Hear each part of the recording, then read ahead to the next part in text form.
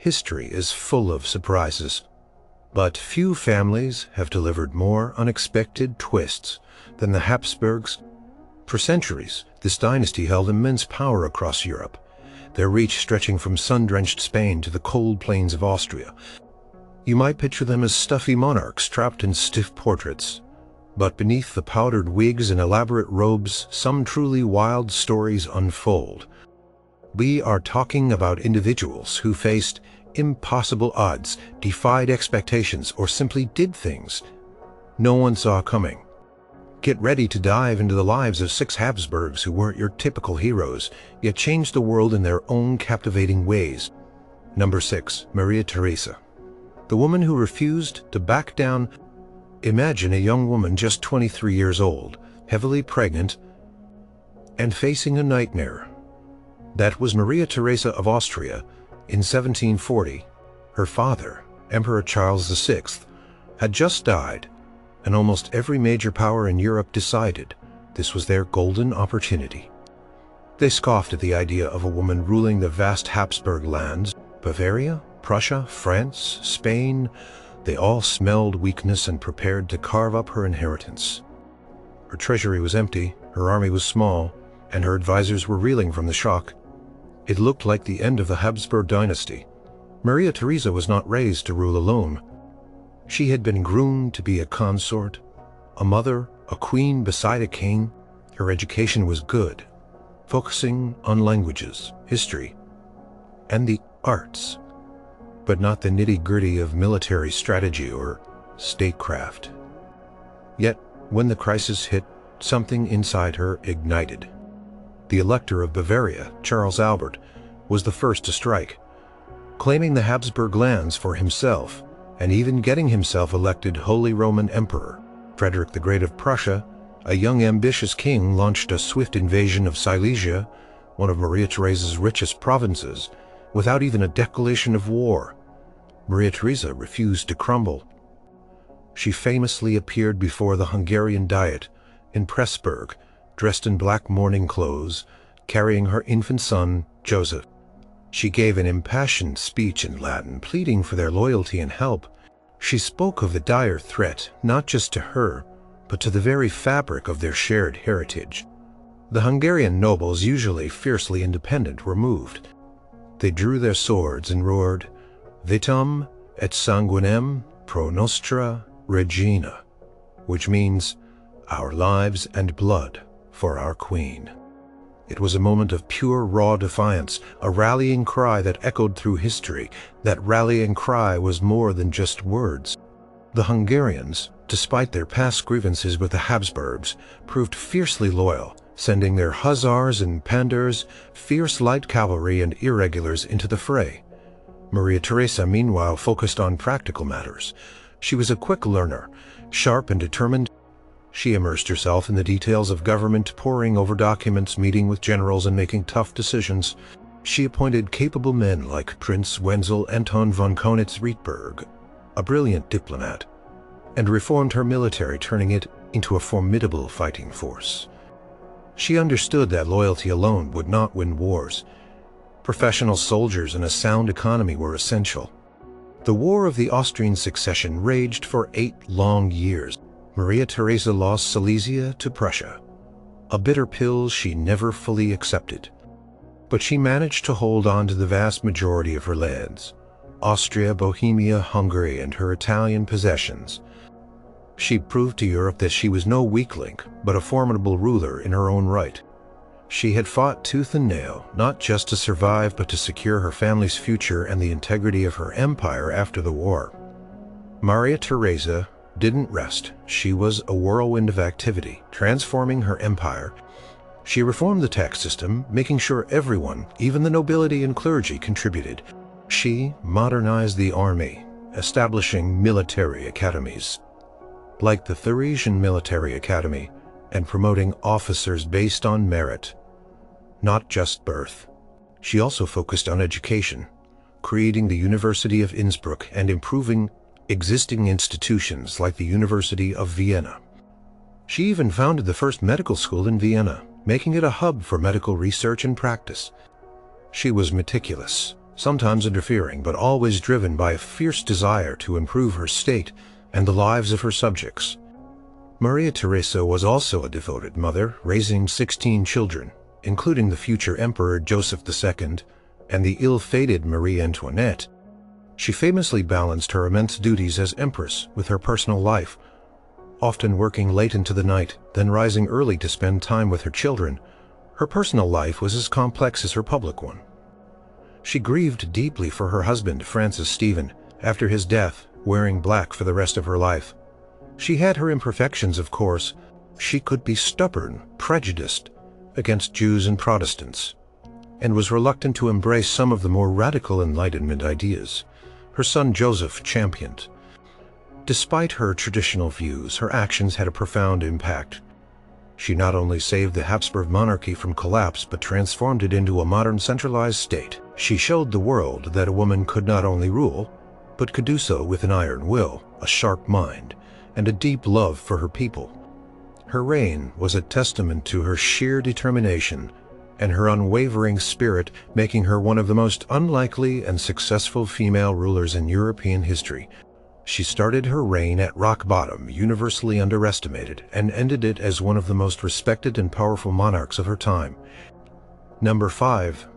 Joseph II, the emperor who tried to change everything. Imagine being the child of one of the most powerful and respected rulers in Europe, constantly striving to live up to her legacy, yet burning with your own radical vision for the future. That was Joseph, the second son of Maria Theresa. He was an intense-driven man, consumed by the ideas of the Enlightenment. He believed in reason, progress, and the power of the state to improve the lives of its citizens. He saw himself as the first servant of the state, not a ruler by divine right, but a dedicated administrator for his people. His mother, Maria Theresa, was pragmatic and cautious. Joseph, on the other hand, was an idealist, impatient and determined to sweep away centuries of tradition in a single grand gesture. He spent years as co-regent with his mother, clashing with her over-policy and ideology.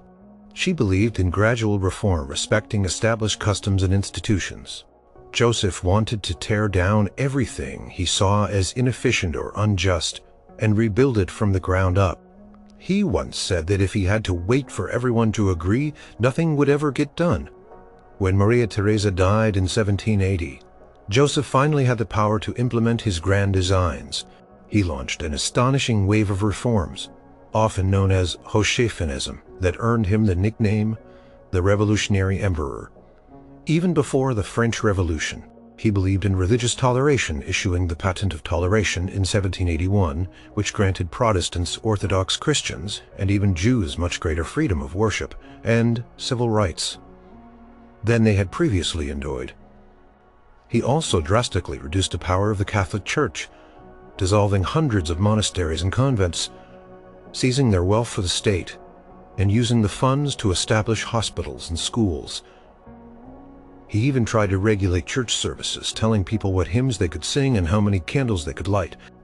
Joseph also attacked serfdom, the oppressive system that tied peasants to the land and forced them to work for their lords.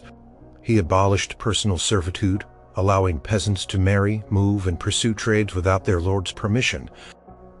He aimed to make all subjects equal before the law and subject to the same taxes, regardless of their social status. He even tried to establish a single universal land tax for everyone, a truly revolutionary idea that threatened the ancient privileges of the nobility.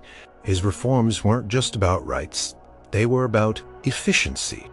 He reformed the justice system, making it more uniform and humane, even abolishing the death penalty for a time. He established public hospitals, orphanages, and poorhouses. He promoted education, making elementary schooling compulsory and establishing vocational schools. He even tried to make German the sole language of administration across his multi-ethnic empire, hoping to unify it, which predictably sparked resentment among non-German speaking groups like the Hungarians and Czechs. Joseph was a workaholic driven by an almost obsessive desire to improve his state. He toured his lands constantly, often incognito, to observe conditions for himself. He slept little, ate simply, and expected his officials to work as hard as he did. He despised luxury and pomp, preferring practical solutions to elaborate rituals. He believed in the power of reason to solve all problems, but he underestimated the stubbornness of human tradition and the deep-seated resistance to change. His reforms were often implemented with a heavy hand, ignoring local customs and alienating powerful groups. The nobility resented his attempts to strip them of their privileges. The church was outraged by his attacks on its power and wealth. The various ethnic groups bristled at the imposition of German as the administrative language. Even the peasants whom he tried to help sometimes misunderstood or distrusted his decrees. He faced widespread opposition. Rebellions erupted in the Austrian Netherlands, and his policies caused deep unrest across the empire.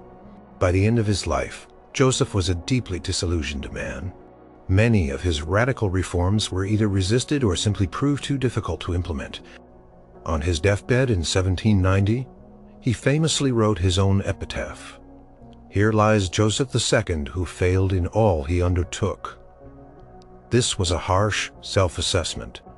While many of his specific decrees were reversed by his successor, Leopold II, the spirit of his reforms lived on. He had undeniably laid the groundwork for future changes, modernizing the state and pushing the boundaries of what a monarch could achieve. Joseph II was an unlikely hero because he was a monarch who, despite holding absolute power, tried to use it to fundamentally dismantle the old order and create a more equitable, rational society. He was driven by genuine altruism and a belief in progress, even if his methods were often authoritarian and his impatience led to widespread discontent. He dared to dream of a modern, enlightened state, and worked tirelessly to the point of exhaustion to make that dream a reality. He might have failed in his own eyes, but his audacious vision and unwavering commitment to his ideals make him a captivating and profoundly influential figure in Habsburg history. Number 4. Archduke Franz Ferdinand, the visionary who could have saved an empire. When you hear the name Franz Ferdinand, your mind probably jumps straight to Sarajevo, a fateful motorcade, and the gunshot that triggered World War I. He is often remembered as the victim, the spark that ignited a global conflagration. But peel back the layers of that tragic event, and you find a man far more complex, a figure who paradoxically might have been the last best hope for the sprawling, multi-ethnic Austro-Hungarian Empire. His vision for the future was so radical that it was almost certainly doomed, but it might have prevented the empire's eventual collapse. Franz Ferdinand was not a popular man. He was known for being ill-tempered, prickly, and often rude. He had a deep personal feud with his elderly uncle, Emperor Franz Joseph, the reigning monarch. This animosity stemmed largely from Franz Ferdinand's insistence on marrying Sophie Chodek, a countess from a relatively minor noble family. The emperor, a stickler for tradition, considered this a morganatic marriage, meaning Sophie and her children could never inherit the throne. Franz Ferdinand fought tooth and nail for years to get permission, eventually only succeeding by agreeing to humiliating terms, swearing that Sophie and their children would never have royal rights. This struggle hardened him, making him even more determined to follow his own path, regardless of convention. Despite his difficult personality, Franz Ferdinand was incredibly intelligent and hard-working. He was deeply concerned about the future of the Habsburg Empire, which by the early 20th century was creaking under the weight of its own diversity. It was a dual monarchy, Austria and Hungary, but it contained a mosaic of other nationalities: Czechs, Poles, Croats, Serbs, Romanians, Slovaks, Slovenes, and Italians, all increasingly clamoring for greater autonomy or even independence. Many feared the empire was heading for an inevitable breakup. Franz Ferdinand, however, had a different idea. He was not a fan of the existing dual monarchy system, which he saw as dysfunctional. He developed a concept known as trialism, or Greater Austria, instead of just Austria. And Hungary, he envisioned a third component, a South Slav kingdom, incorporating Croatia, Bosnia-Herzegovina, and other Slav regions, giving the South Slavs equal status within the empire. Some historians even suggest he considered a full United States of Greater Austria, transforming the empire into a federation of ethnic states, each with its own internal autonomy. This was a truly revolutionary. It directly challenged the dominance of the Austrian Germans and the Hungarian Magyars, who benefited most from the current system. It was seen as a threat by powerful figures in both Vienna and Budapest, who feared losing their grip on power. It also made Franz Ferdinand a target for Serbian nationalists who dreamed of a unified, independent South Slav state, free from Habsburg rule. They saw his plans as a ploy to keep South Slavs within the empire, thus thwarting their dream of a greater Serbia. Franz Ferdinand surrounded himself with a secret chancellery of experts and advisors, quietly planning his reforms for when he eventually ascended to the throne. He was a keen observer of military affairs and pushed for reforms in the army, often clashing with his uncle's old guard. He also had a particular interest in naval power, recognizing its growing importance. He was pragmatic if stubborn, and possessed a clear vision for a rivalized, more equitable empire. His journey to Sarajevo on June 28, 1914 was a fateful one. He was there to observe military maneuvers, and his presence along with his wife Sophie was seen by some as a deliberate provocation, particularly because the date was the Serbian National Day. The assassination itself was chaotic and almost failed multiple times. A grenade was thrown at his car but missed. The Archduke continued his journey, only for his driver to take a wrong turn, leading them directly into the path of Gavrilo Princip, a young Serbian nationalist. 2 shots rang out. Sophie died almost instantly. Franz Ferdinand lingered for a few moments, famously pleading, "Sofro, Sofro, don't die. Stay alive for our children," before succumbing himself. His death, of course, set in motion a chain of events that plunged Europe into the Great War. But what if he had lived? What if he had become emperor? Would he have been able to implement his radical federalist reforms? Could he have transformed the rigid aging empire into a dynamic multinational federation that could withstand the nationalist pressures of the 20th century? It is impossible to know for sure. His opponents were powerful and the forces of nationalism were strong, yet his vision stands as a remarkable counter-narrative to the common perception of the Habsburgs as reactionary rulers. Franz Ferdinand, the grumpy, unpopular Archduke, was arguably the last truly progressive mind at the top of the empire, genuinely attempting to solve its most intractable problem, its vast ethnic diversity, through political innovation, rather than brute force. He was an unlikely hero because he is remembered for triggering a disaster, but his true legacy, the vision he held for a peaceful, unified future for his diverse peoples, was one of courageous and forward-thinking. He was a man who, despite his flaws, saw a different path for a dying empire. A path tragically cut short. Number 3. Emperor Karl I. The last emperor's fight for peace. Imagine inheriting a crumbling empire, exhausted and bleeding from a brutal world war with millions dead and starvation rampant. Then imagine trying desperately to bring peace to that ravaged land against the will of your own generals and the powerful allies you are supposedly fighting alongside.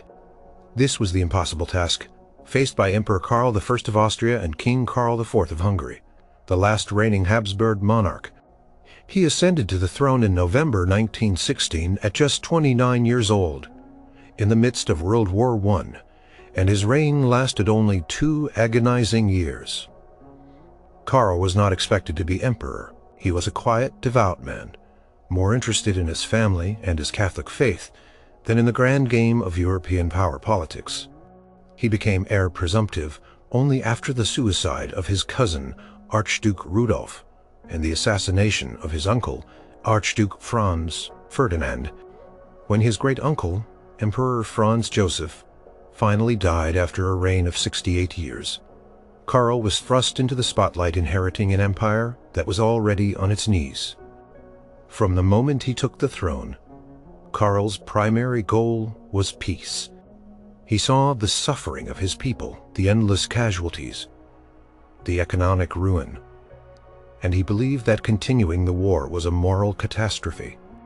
This put him directly at odds with his German allies, who were determined to fight to the bitter end, and even with his own military command, who saw peace as a sign of weakness.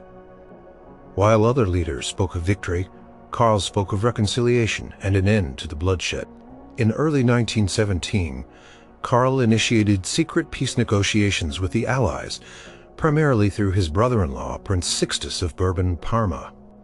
He offered significant concessions, including restoring Belgium, returning Alsace-Lorraine to France, and recognizing Serbia's independence. He even hinted at supporting Italian claims in the Trentino. These were incredibly bold moves, especially given his alliance with Germany. He believed that even if it meant a painful peace for his own empire, it was better than continued slaughter. The Sixtus Affair, as it became known, was a high-stakes gamble. Karl sent letters to the French president, Raymond Poincaré, expressing his desire for a just peace. He hoped to negotiate a separate peace for Austria-Hungary, believing that once one central power dropped out, the others might follow. However, the negotiations were incredibly delicate and complex. The Allies, suspicious and already planning a decisive victory, were not fully convinced of Karl's sincerity or his ability to deliver. Tragically, the negotiations leaked in April 1918. French Prime Minister Georges Clemenceau, infuriated, revealed Karl's secret letters, hoping to drive a wedge between Austria-Hungary and Germany. Instead, it backfired on Karl. German Kaiser Wilhelm II was furious. Feeling betrayed by his ally, Karl was humiliated and forced to publicly deny the most damning parts of the letters, effectively discrediting himself in the eyes of the Allies and forcing him into an even tighter dependence on Germany. His peace efforts, born of desperation and genuine compassion, had failed spectacularly. Despite this setback, Karl continued to try to reform his empire internally and prepare for peace. He pushed for more humane treatment of soldiers, opened the imperial kitchens to feed the hungry population, and tried to address the growing nationalist demands within the empire. In October 1918, as the empire teetered on the brink of collapse, he issued a manifesto proposing the federalization of Austria, transforming it into a union of states based on nationality. However, it was too little, too late. The various ethnic groups were already declaring their independence, and the war was nearly lost. On November 11, 1918, the armistice was signed, ending the war.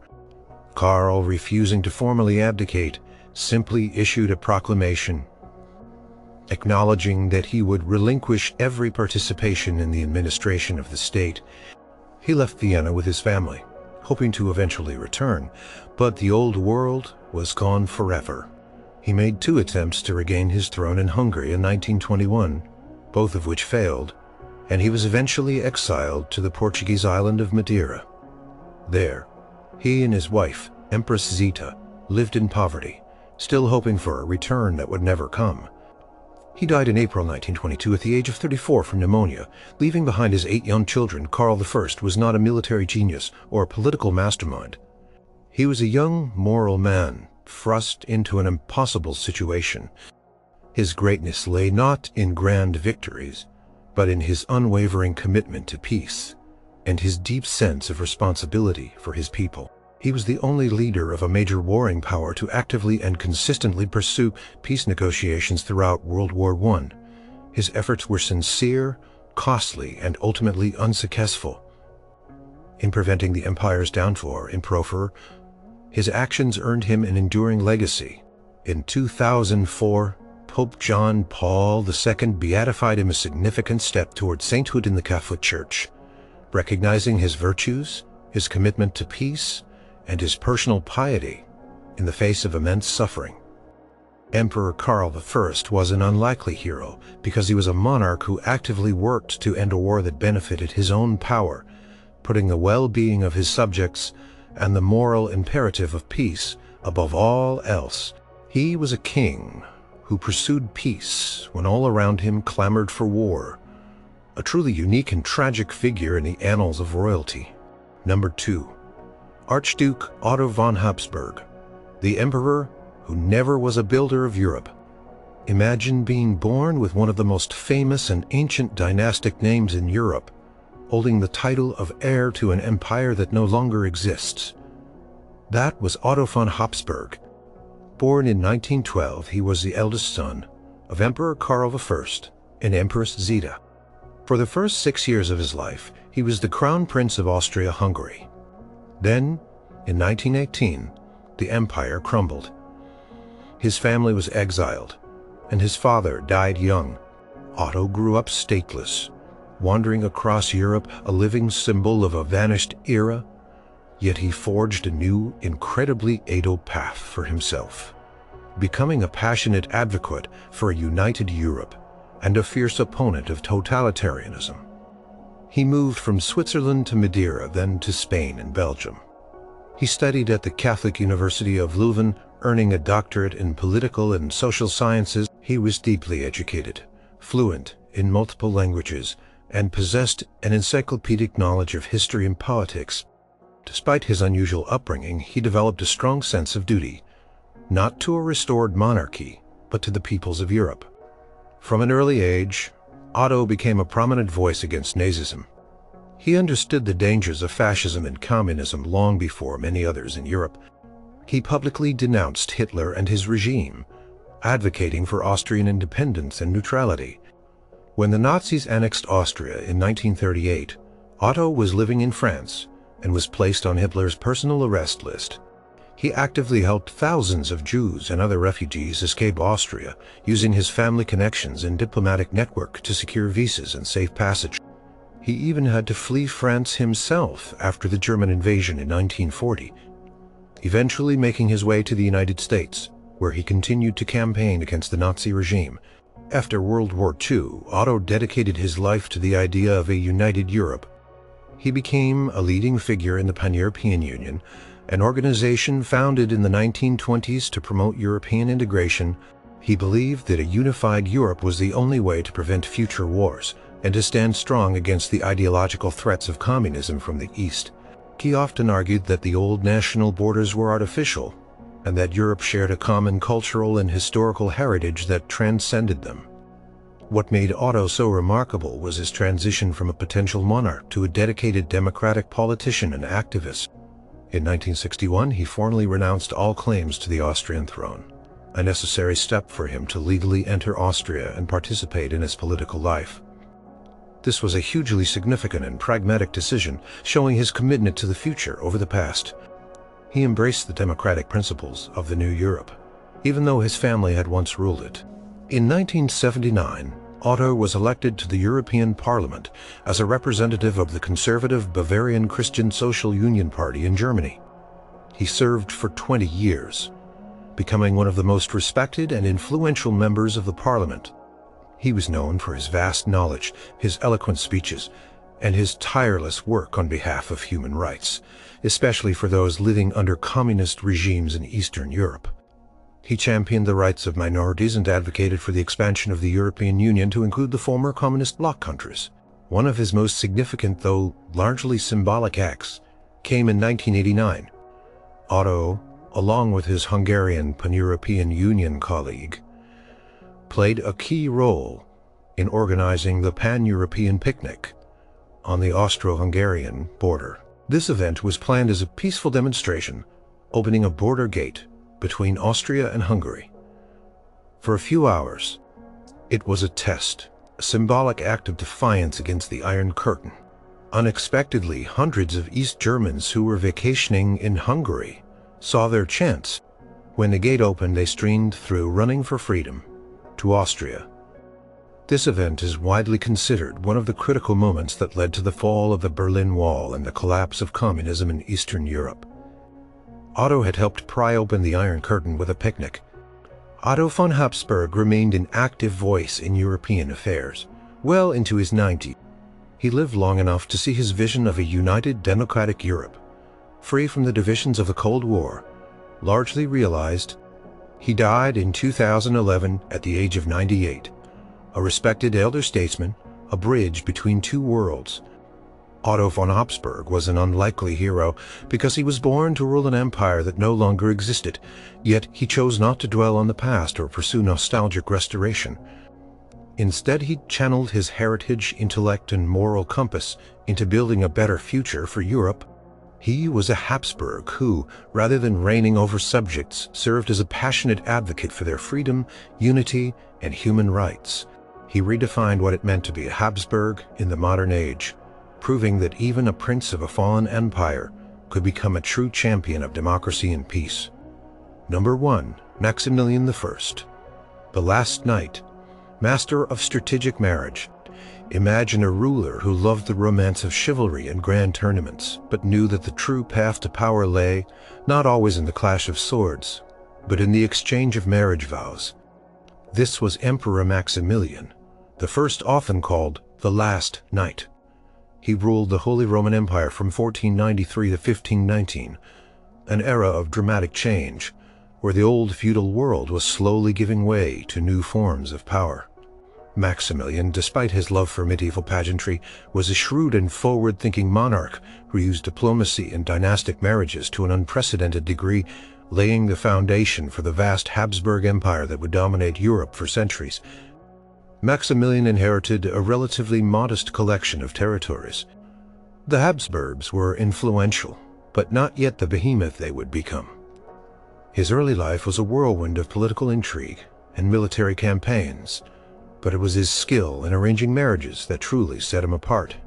His motto, "Let others wage war, you happy Austria marry," perfectly encapsulates his strategy. He understood that alliances forged through marriage could be far more enduring and expansive than those won on the battlefield, and often far less costly in blood and treasure. His own marriage was a stroke of genius. In 1477, he married Mary, Duchess of Burgundy, arguably the richest heiress in Europe. Burgundy was a vibrant, wealthy region, encompassing parts of modern-day France, Belgium, and the Netherlands. This marriage immediately brought immense wealth, strategic lands, and the thriving Low Countries into the Habsburg sphere. It was a massive coup, though he had to fight a war with France to secure his claim after Mary's untimely death. This early success showed him the power of a well-placed marriage. Maximilian was a visionary in many ways. He understood the importance of propaganda and self-promotion in a way few rulers of his time did. He employed leading artists and scholars like Albrecht Dürer to create elaborate woodcuts, books, and artworks that glorified his reign and promoted the image of the Habsburg dynasty. He commissioned an epic autobiographical poem, Theurdank, which recounted his adventures, and a triumphal arch of woodcuts celebrating his achievements. He meticulously crafted his image as the ideal knight, a Renaissance prince, and a powerful emperor, ensuring his legacy for generations. Despite his grand image, Maximilian was constantly plagued by financial difficulties. He was often broke, relying on loans from wealthy banking families like the Fuggers of Augsburg. He spent lavishly on wars, court pageantry, and his ambitious artistic projects. He was always on the move, personally leading his troops, attending tournaments, and managing the intricate web of European politics. He was energetic, charming, and methodic, but also restless and sometimes impulsive. His most able marriages, however, were those he arranged for his children and grandchildren. His son, Philip the Handsome, married Joanna the Mad, the daughter of Ferdinand and Isabella of Spain, who were the rulers of a newly unified Spain and its vast overseas empire. This union brought Spain, its American colonies, and its Italian territories into the Habsburg family. This was an enormous expansion of power, creating an empire upon which the sun truly never set. Then Maximilian arranged for his grandchildren, Ferdinand and Mary, to marry the heirs to the thrones of Bohemia and Hungary. These kingdoms were strategically vital, providing a bulwark against the Ottoman Empire in the east and opening up new lands in Central Europe. When the Bohemian and Hungarian king died without heirs at the Battle of Mulhouse in 1526, these crowns passed directly to the Habsburgs, creating a powerful block of lands in Central Europe. Through these strategic unions, Maximilian transformed the Habsburgs from an influential regional power into the dominant dynasty in Europe. His grandson, Charles V, inherited an empire so vast that it included Spain, the Holy Roman Empire, the Netherlands, parts of Italy, and huge swaths of the Americas. This truly unparalleled dominion was largely thanks to Maximilian's marriage policies. Maximilian also pushed for reforms within the Holy Roman Empire, attempting to modernize its administration and establish a common peace. He founded the Imperial Chamber Court, a supreme court, and introduced imperial taxes to fund a standing army. While he faced resistance from the powerful German princes, his efforts laid the groundwork for a more centralized and effective imperial structure. Maximilian I was an unlikely hero, because he often preferred diplomacy and the wedding chapel to the bloody battlefield, yet achieved territorial expansion on an unimaginable scale. He was a dreamer and a showman, constantly in debt, yet he possessed a profound understanding of the shifting landscape of European power. He harnessed the power of dynastic alliances and personal image to elevate his family to unprecedented heights. He was the last knight who ushered in a new age, ensuring that the Habsburg name would echo through history for centuries to come, not just through conquest, but through the careful, strategic, and often ingenious act of marriage.